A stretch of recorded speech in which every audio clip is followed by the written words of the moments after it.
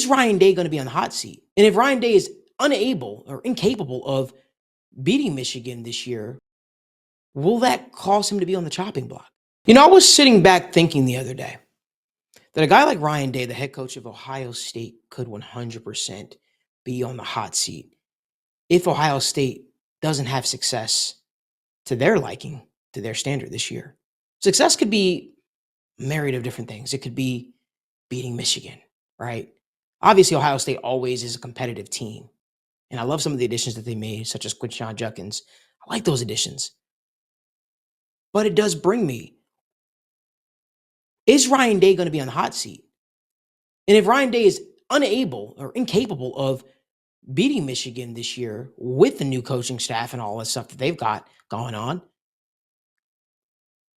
will that cause him to be on the chopping block? And I think it might. And so it got me thinking, who might replace Ryan Day as the head coach of Ohio State if that were to happen?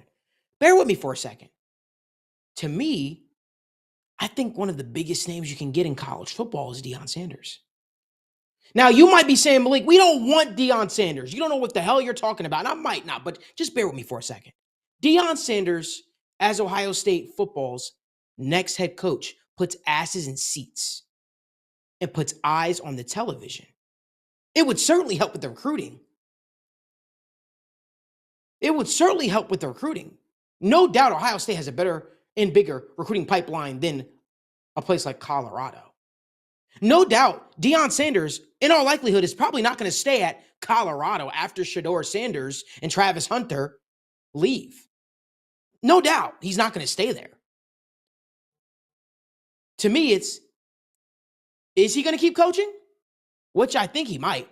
And if he does keep coaching, well, he's only going to want to probably go to a big school with a big program, and there's not too many bigger programs than the Ohio State University. To me, I think it makes a lot of sense.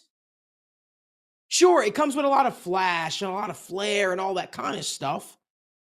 But you name me a school that isn't competing at the highest level that doesn't have a coach with a big-ass personality. Clemson, Dabo Swinney. Alabama, they had Nick Saban. Part of the coach with the big personality is a big part of the recruitment phase. Getting these kids jazzed up to play for them. And then, boop, hey, listen, you want a shot at the NFL? Not only are you playing for the Ohio State University, you get to play for one of the greatest cornerbacks, if not the greatest cornerback in NFL history, Deion Sanders, who has a direct pipeline to the NFL, seeing as he played in the NFL and he worked for the NFL. It don't get too much better than that. To me, I think it's a win-win. Let's say if Ohio State was willing to move off of Ryan Day, to me, I think that Deion Sanders would raise the bar at Ohio State. I'm not saying in year 1 or year 2, you guys be marching towards a championship, but I think you will be able to see a consistent pipeline built for recruitment, for players to come in here. And I think it will make a true difference, a true impact to where now we are talking about Ohio State beating some of those upper echelon teams that maybe they faltered to the last couple of years, and certainly being able to compete with a team like Michigan. You know what did it for Michigan? You know what turned Michigan's program around? It was Harbaugh and his pipeline to the NFL, having played in the NFL, having coached in the NFL. Players wanted to play for that. Also, it's Michigan. You get to play for the school, right, that some of the greats have come out of. The greatest quarterback of all time came out of Michigan. So you had a lot of stuff going for you. And Ohio State already has that base.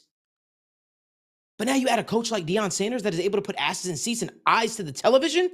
It's a no-brainer. In the beginning, Ohio State fans might hate it, but in the end, I think they'll love it. I think that's the only hope that a big-name school has of keeping Deion Sanders inside coaching. I don't think he stays at Colorado. I certainly don't think he drops down from a different program. I think Deion can make a lot of sense at the Ohio State University. Let me know in the comment section what you think. Am I just conjuring up fairy tale thoughts? Or would you guys be excited for this as Ohio State fans, as Buckeye fans? I'm very curious to hear what you guys think. If you like more video content like this, give this video a like, subscribe to the YouTube channel, and turn on post notifications so you guys don't miss when we go live or upload content from the First Star Logistics Studio.